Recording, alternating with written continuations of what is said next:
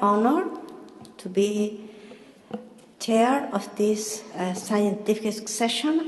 I am Loreto Masardo. I work in Santiago, in Chile. At my side, I have Dr. Rosario Lopez. She's from Spain, and we are going to have two different sessions. One in anti-P antibodies in neuropsychiatric lupus, and the other in net relevance in SLE also. I understand that we have to speak in English, but as we all speak Spanish, presenters and chairs, Spanish is allowed, but we have to translate because there is no simultaneous translation. So I'm sorry about that. And we have two sessions. They are different, so at the end of each session we'll have questions and then another session with the relevant questions to that. And I'm going to start introducing, and it's going to be a great pleasure to present Dr. Alfonso Gonzalez. He's a medical doctor, but is not a clinician. Many years ago, he asked me to please say that, because he's a PhD in cell biology. He trained in the Rockefeller Center. He works in cell biology at the Universidad Católica de Chile, and he is full professor at our School of Medicine and works in el Departamento de Reumatología Clínica y Inmunología. He's going to present neuropathogenic potential of anti-ribosomal P antibodies. Please, Alfonso, would you like to come and start with your talk? We'll try to be very British in a way, and we'll try to respect skills and time.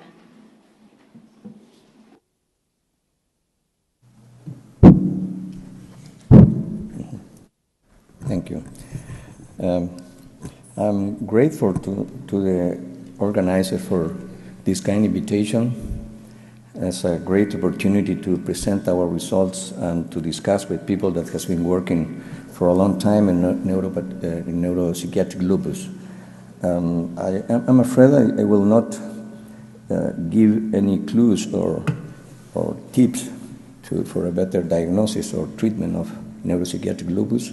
We will have the opportunity to hear more of the clinics in different sessions during this meeting. I will like to present you our basic research attempting to understand how these antibodies that has been described from more than 20 years ago can impair neuronal function as to contribute to dysfunctions of the brain, diffuse brain dysfunctions like these that are included in the neuropsychiatric classification of the ACR. You see here, these kind of dysfunctions or manifestations are usually not associated to inflammation. And I can give you some of the data on frequency that has been obtained in the rheumatology department by Dr. Loreto Masardo is there. And as you can see, cognitive dysfunction and mood disorders are the most frequent of them. And in mood disorders, the major depression is the major contributor. So you see that these are not a specific manifestation of SLA, and therefore there are many factors that can contribute to this kind of dysfunction. But when you discard things like medication, metabolic dysbalance, or cerebrovascular disease, you have to think about the antibodies. So the big question here is, what is the role of autoantibodies in this kind of manifestations? And I will start showing you the different mechanisms by which antibodies can impair cellular function. And in this part of the slide, you can see what is, that happens in nephritis, for instance, in which the antibody works through the specific domain that recognizes a specific antigen, but also through this common domain, the FC domain, that interacts with the complement or with the FC excitatory receptor. And this is involved in inflammation, and this is something that happens in the kidney during the disease. But in the brain, there are a lot of evidence showing that the antibodies can work directly on cell surface components and produce and through different mechanisms. For instance, there are antibodies that can mimic a ligand of a receptor or can inhibit the interaction of the ligand or a stimulus with the receptor. The typical example in myasthenia gravis, for instance, the antibodies against the acetylcholine receptor that blocks the interaction of the acetylcholine with the receptor. And I will show you today evidence that there is a new mechanism that we found with these antibodies against ribosomal protein that I will show you at the end in contrast with this. So there are two antibodies that have been studied in neuropathogenic, in neuropsychiatric lupus for a long time. One is this anti-N-methyl aspartate receptor that was described by the group of Betty Diamond in 2001. And these are a subset of anti-double-strand DNA that cross-react with an epitope of the NMDA receptor that is in one of the subunits of this receptor. It interacts with the receptor in an open configuration, meaning that if the receptor of NMDA is inactive, the antibody does nothing there. And in mice models, these antibodies impair memory or fear conditioning depending on where they access to in the brain, which region, either to hippocampus or amygdala, for instance. And that gives us some idea of how one kind of antibody can give different clinical manifestations or brain dysfunctions depending on where they get access into the brain. And clinically, these antibodies, the presence of these antibodies in cerebrospinal fluid associate with neuropsychiatric lupus, and especially with diffuse brain dysfunction. So let me give you some details about the mechanism, because we are going to use this in our research on the other antibody.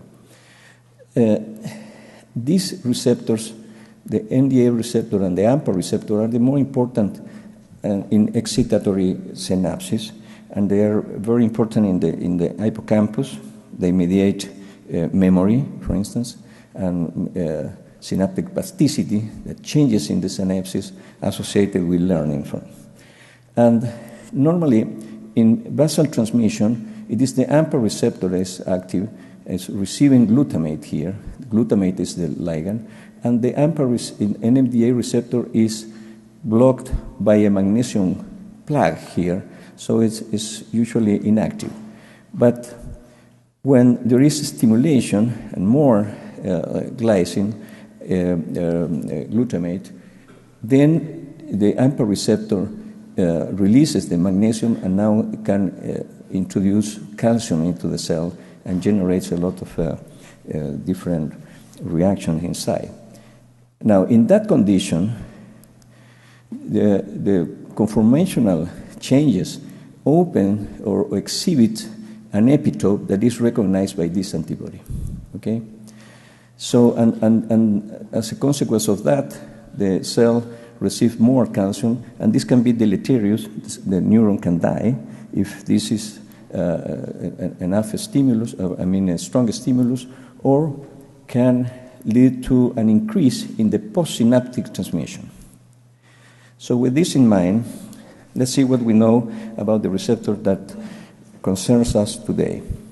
These are anti-ribosomal antibodies. The antibodies that concerns us today are the anti-ribosomal P antibodies. The P comes from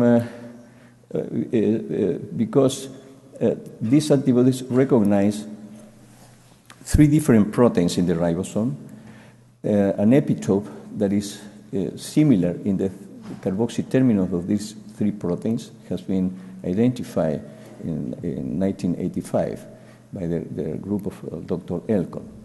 And these are phosphorylated proteins, and that's why it's the P, anti-ribosomal P antibodies. Now, in 1987, Dr. Bonfa, working on the laboratory of Dr. Elcon, showed the association of these to lupus psychosis. And from there on, since then, many clinical series have corroborated this association. Many also didn't find any association with neuropsychiatric lupus, but others have extended the association to depression, but nobody has shown yet whether this associates with cognitive dysfunction. Now, in 1992, Morris Reichling gave a step forward to understand how these antibodies that recognize an intracellular antigen can produce deleterious actions on cells. He found that there is a cell surface component that interacts with these receptors, with these antibodies, but at that moment they believed that the protein was one of these, the P0 protein, the ribosomal protein that was at the cell surface. Now in 2007, the group of Dr. Schoenfeld showed that the injection of these antibodies into the intraventricular in the brain produces depression-like behavior. And we have shown that in neurons in culture or injecting the receptor into the cortex, these antibodies increase the calcium influx and increase apoptosis in neurons. So the big question here, or the burning question, is how an antibody against a widely distributed intracellular compartment might impair specific neuronal functions. And the answer, we think that this is the answer, is by cross-reacting with neuronal surface antigen, not by P0, but neuronal surface antigen that is expressed in specific neurons and mediates NMDA receptor synaptic dysfunction. And this is what I would like to convince you today. So I will show first how did we find this antigen, this new antigen. And then I will show you some of the approaches that we are following to understand the function of this protein that is completely unknown in the brain. And finally, I will show you whether the antibodies reacting with this neuronal surface antigen can explain some of the dysfunction that the neurons suffer when they interact with these antibodies. So let's see first our tools. We can isolate these antibodies. You see here are the three ribosomal proteins running in a gel in electrophoresis migration. You can detect the three of them. And this is serum from a patient with anti-P positive serum. And you see that the reaction can be blocked by the peptide, this peptide here. So this is one of the criteria that we use to know that the interaction is specific for the P epitope. Or we can also use this peptide to isolate the antibodies, and then we will call this affinity purified antibodies, and the same thing. They recognize the three proteins and is blocked by the peptide. So we look at the cell, a cell that could allow us to to detect which protein is expressing this epitope at the cell surface. And we use here neuroblastoma cells, and you see that the antibodies in cells that are not permeabilized, so you are seeing the cell surface, it gives a reaction that is asymmetrically distributed at the cell surface. If you permeabilize the cells with detergent, then you see all the cytosol because of the ribosomes. And this reaction is competed, it's displaced by this peptide, you see? So it's a reaction due to the P epitope. So using these cells now, we use two different ways of that is our current methods in cell biology to identify proteins at the cell surface. We biotinylated the proteins. You can buy this reagent in Pierce laboratories, and you can label all the proteins with this biotin. And then you lyse the cells and you try to isolate the protein that you are interested in this case, a protein that has a P epitope. So we immunoprecipitate here, and then after running the gel, with this neutrabidine that has a strong affinity to biotin, you can see whether the protein that you immunoprecipitate here was at the cell surface, meaning that it has biotin. When we did that, we found not the ribosomal protein, but this huge protein is a high molecular mass, more than 100 kilodaltons. So to be sure of this, we did this other experiment in which we put the cells, we incubate the cells with the antibody. Now we are capturing the proteins at the cell surface that express the P epitope, and again, lysis, immune precipitation of the complex, and now in this case, we label the cells, we incubate the cells with radioactive amino acid, so we have to detect the proteins through an autoradiography, actually it's a fluorography, and we see exactly the same. So convinced that this is the target, now we went on to immunoisolate the target, and we got sequence by sequence analysis through mass spec and also Edman degradation. We got the sequence of the protein, and the protein was a completely new protein, unknown, of a function completely unsuspected. So what can we do with a protein like this if we would like to understand how these antibodies are impairing neuronal function through this protein? Well, you can look at the structure first, and this protein has this domain here that is very interesting because this kind of domains is specifically or exclusively present in a kind of enzyme that are called ubiquitin ligases. Ubiquitin ligases transfer ubiquitin, that is a protein, to a lysine in several proteins, and these label the protein for several kind of processes, like degradation, for instance, that internalization in the cell and so on. But so far, what we need to know is this is a very important activity for the normal function at the synapses. If you don't have these ligases in the synaptic region, then you will not be able to learn anything. Okay, it's important in the synaptic plasticity and the turnover of proteins that has to do with memory. That includes NMDA receptor and AMPA receptor. So we think that this might be the hypothetical, for right now this is a hypothetical topology of the protein in the membrane, and this domain is inside of the cell. So we work with this hypothesis that this protein is important in the synaptic function because of that. It's very difficult to detect substrate of ubiquitin. So the kind of things that we start to do is we ask a friend in Regeneron, there is a company in New York, to make us a transgenic mice in which they replace the 8 exons encoding this region in the genome and introduce there a bacterial enzyme that is beta-galactosidase. In this case, you have a tool now to see what kind of cells express this protein in the brain, because this enzyme is now under the promoter of this protein.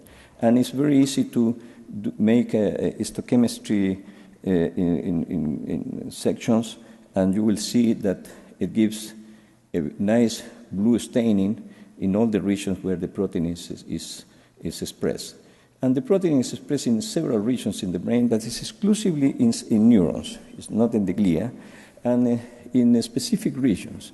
So I labeled here some of the regions that might be important for the manifestations that we are concerned, like the hippocampus, for instance, frontal cortex, and the amygdala. And you can see in more detail here in the hippocampus how specific is the staining, because the hippocampus has these two regions, and I would like to I give you these details because of the procedure that we are using to understand the function of this protein. This protein is not expressed in this region here, but it's expressed in this CA1. And this coincides with an antibody and immunohistochemistry with an antibody that we made against the protein. Now, knowing that, you can do this kind of experiment now to understand what is the function of the protein.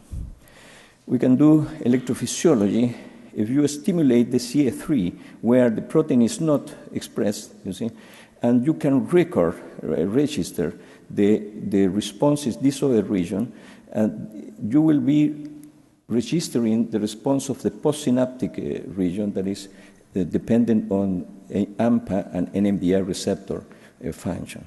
Okay, so when we did that with this animal, the mice animal, what we found is that if you block, for instance, the NMDA receptor, just to see how it's working the AMPA receptor, we don't see any difference between the wild type and the knockout mice or the transgenic mice. But if we block now the AMPA receptor and we look at the function of the MDA receptor, we found that the MDA receptor is completely, the function is dramatically impaired here. And so we can say now that we don't know what is the function of the protein, but the protein is required for the function of the NMDA receptor, and therefore the antibodies probably are acting through this NMDA receptor function. So with this kind of thing, we went on to see if this animal have any of this enzyme of this protein in the terminal in the synaptic region. And here is an immunoelectron microscopy. These spots here are colloidal gold, and it seems that the protein is at the synaptic region. And because of this dysfunction of the NMDA receptor, this suggested that these animals could have a problem in memory, and the protein could be involved in memory. So we did this kind of experiment. This long-term potentiation is a substrate, is what happened when you learn, what happened in the brain when you learn. You have a stimulus, a continuous stimulus, more of the AMPA receptors are recruited to this region, and so you have, for the same stimulus, an increase of the response. And this is seen like this here. You have a stimulus of central can, and then you see this is long-term potentiation. This is called long-term potentiation, and these animals clearly have a problem in long-term potentiation, and that is reflect of a dysfunction as an impairment of memory. And these, in terms of the organisms, you can also see that, because in this swimming test, there is a Morris labyrinth. You put the mice here, and the animal will swim a little bit until it found a platform that is below it's not seen. It's just some centimeters below the water, but the animal knows that the platform is there, so it learns. These are the latencies, the time that the animal spent to find that platform. And you see that the animal, the wild type, learn quite soon, at the 3 days or 5 days, and they decreases the time of finding the platform. But these animals, the knock-in mice, are clearly impaired in memory.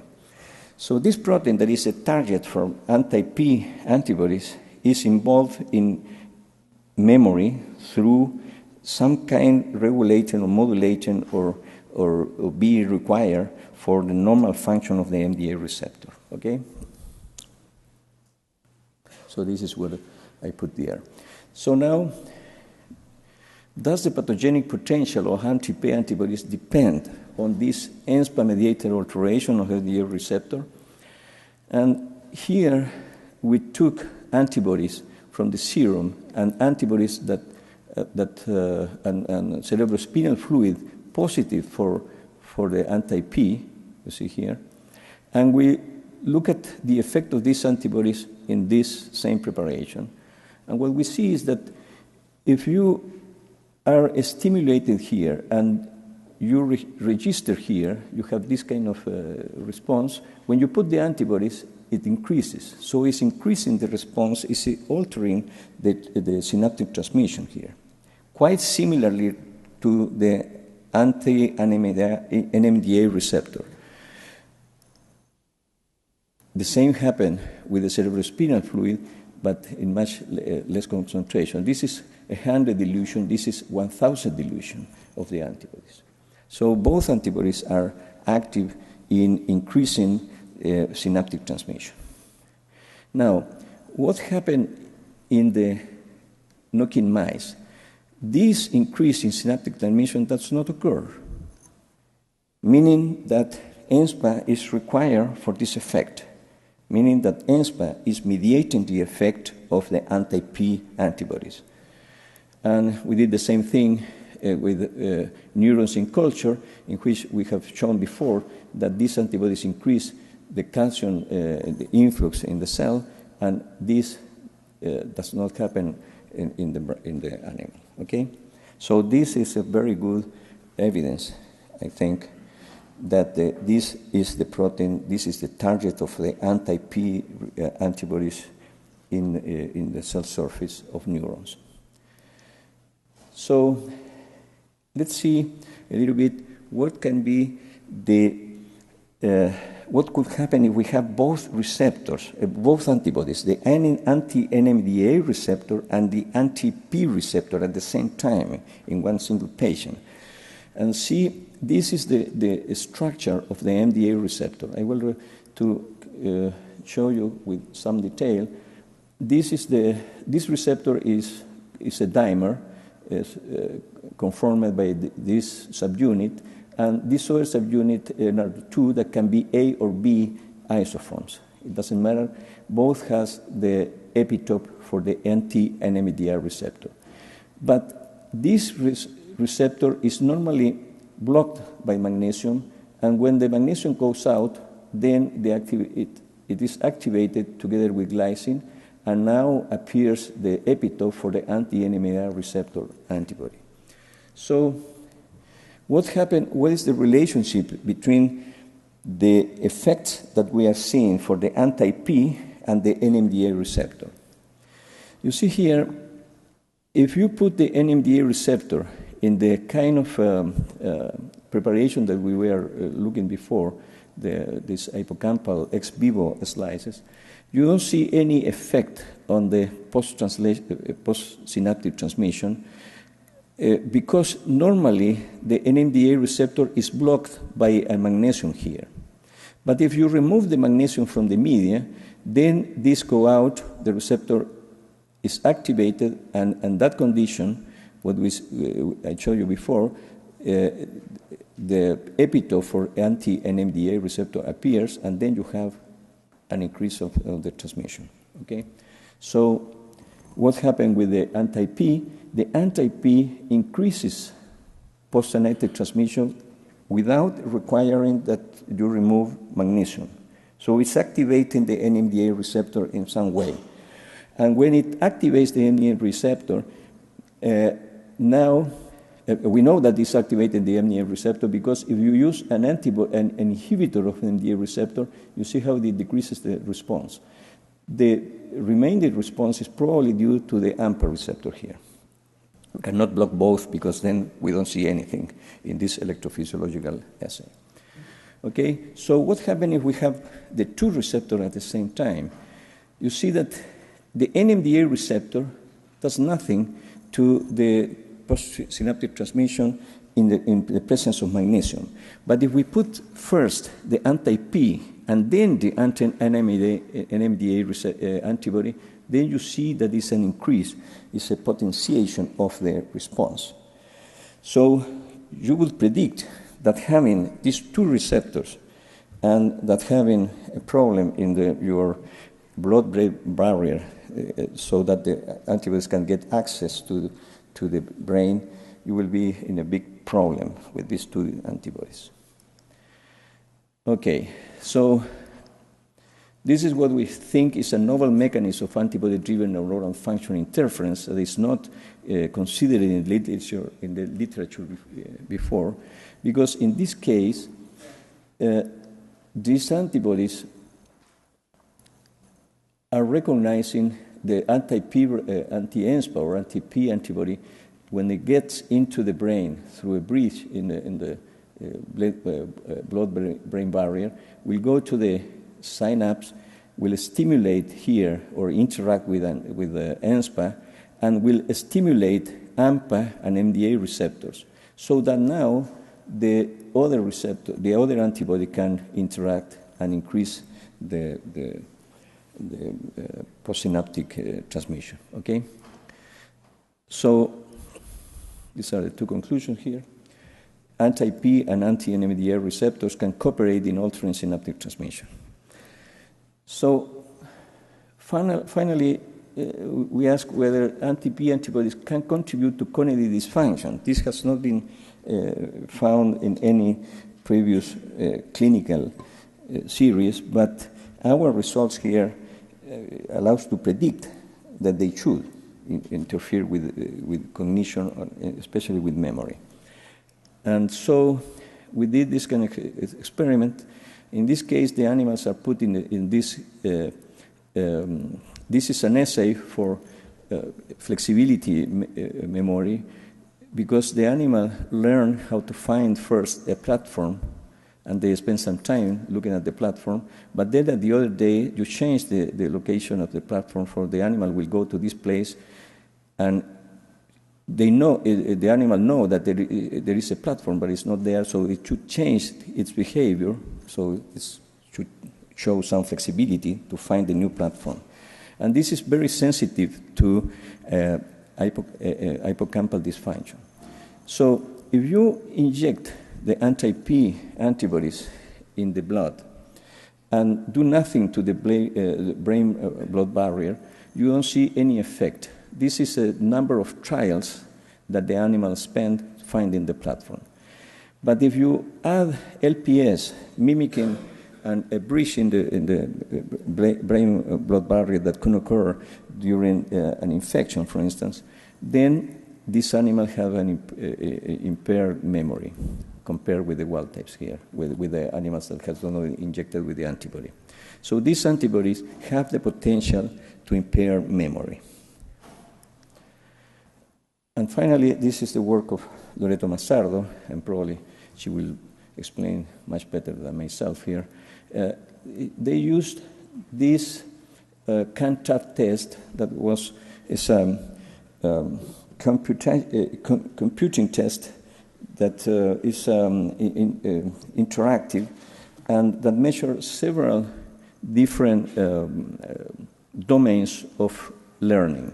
Attention, memory, and executive functions are, and here is the different tests in detail. And you can see that what they found is that 20% of the patients have problems in visual memory here, and there is a proportion that has a very severe alteration. In attention, 17% of the patients have problems in attention that go from mild to, in some cases, severe. And executive function, 49% of SLA patients have problems in executive function, some of them severe. And looking at the association of these antibodies, and we are doing this kind of experiment in collaboration with Betty Diamond, that she measures for us the anti-NMDA receptor. We found that anti-P associates with this visual memory. That is a test that depends on the function of hippocampus. And the anti-NMDA receptor also associates with some of the executive function here. So we also test whether the patients have antibodies against the ENSPA that are not the anti-P, meaning that they do not recognize the P epitope, but other epitope in the protein, and we found that 5% of the patients have these antibodies. And these associate with a kind of behavior that is like they take risk in some, they make risk decision in a different way as normal people. We don't know what that doesn't mean, but this is also showing that the protein can be altered in other regions and produce neuropsychiatric problems. Okay, so finally, I will show you what my laboratory in the anti-P experience. All these guys were injected intravenously with anti-P antibodies, and you see that is completely weird behavior. So, in conclusion, ENSPA might be part of an E3 ubiquitin ligase involved in synaptic transmission and NMDA receptor function. ENSPA is the cell surface target that mediates deleterious effects of anti-P antibodies in neurons. And anti-P antibodies have neuropathogenic potential as to trigger neuropsychiatric manifestation in SLA patients, compromising NMDA receptor-dependent functions, such as memory. If these antibodies get access to the hippocampus, you would expect that the patients will have problems in memory, but also can have other manifestations like psychosis. NMDA receptors are also involved in psychosis manifestations, and this is something relatively new.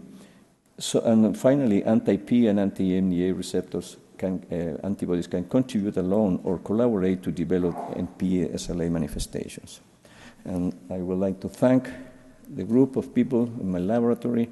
This is the anti-P or anti-ENSPA group here. There is Fabian Segovia did his PhD thesis characterizing these mice, and together with Marcela Bravo, and they did the experiment with in the behavior in the animals. And these are two students that just came to the laboratory. And Angel is working with the ENSPA in the kidney, because these anti-P antibodies have been also associated with lupus nephritis. So thank you very much. These are our collaborators here. Nivaldo Inestrosa and Alejandra Alvarez are neurobiologists that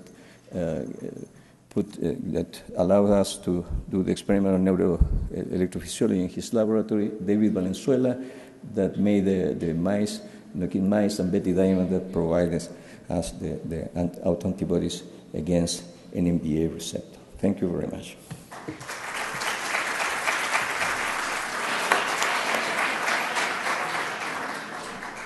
Thank you, Alfonso. And we have a few minutes for questions. It's 5 minutes.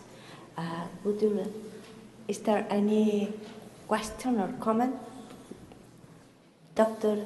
Please, Andrea Doria, I think. Doria from Italy.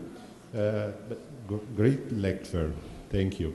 And I'd like, if I have understand well, you repeat the experiment of Betty Diamond injecting anti-ribosomal P antibodies in mice and breaking the blood barrier with LPS.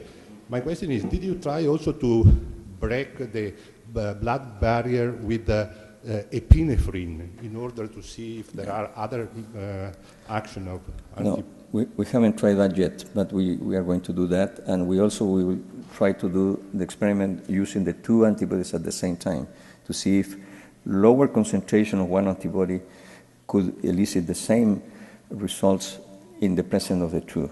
Okay, so okay, yeah. Thank you for the question. Eric Moran from Melbourne, Australia. Have you measured the presence of these antibodies in large sets of lupus patient sera? And have you been able to use this protein to make a more sensitive ELISA that might be able to be used as a diagnostic test? No, we are trying to set up a system to detect this ENSPA, but it's quite difficult because the protein is a huge protein, and it gives a lot of problem. We already cloned the protein, so we have now cells that are expressing the protein, and we put into the protein a green fluorescent protein at the end terminus. So we are using that to detect these anti-NSPA antibodies. But yeah, I agree that it would be great to have an ELISA for this protein. Yeah. Satsuki Durham, this is sort of a related question. What % of anti-P antibodies cross-react with the receptor? I'm sorry. The anti-P antibodies see this NSPA protein. I'm saying what % of the anti-Ps have that capacity, or is it all anti-P antibodies? So far, every antibody that we have used from different patients do the same. Sometimes you see that there is different potency, even though the title is high. So perhaps there is a difference between among the different antibodies in affinity for the target. But this is just an observation. We haven't quantified that. And do you think all anti-Ps are functionally active, or is there a difference between binding to the protein and functionality? No, I think that as far as we know, in our experiments, all of the anti-P has been behaves in the same way.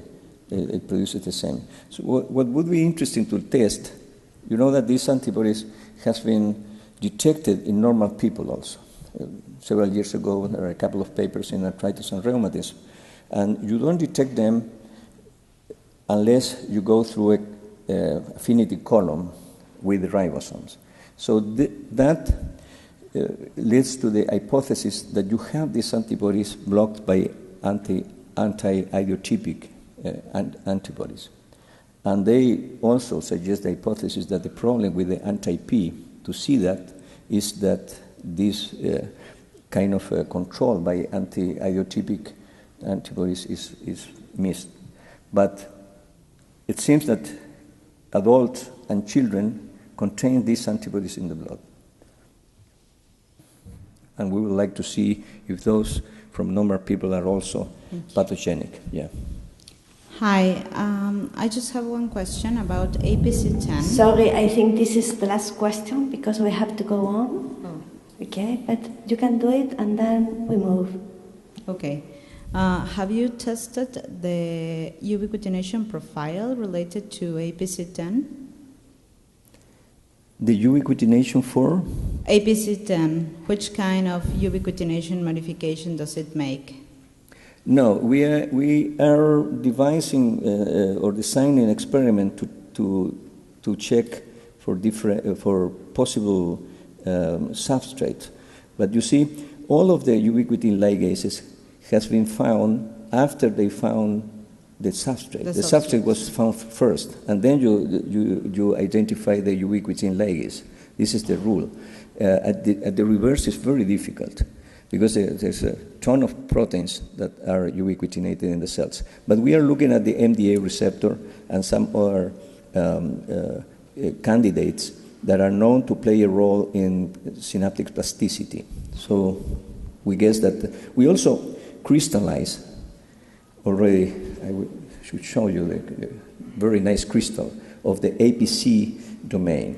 So we hope to have the structure of this domain in a couple of months, and therefore we will be able to compare that with the domain that has been already analyzed in that way from other proteins. And our guess is that that will allow us to confirm that this is a ubiquitin ligase. Yeah. Okay, thank you. Thank you, Alfonso. Muchas gracias.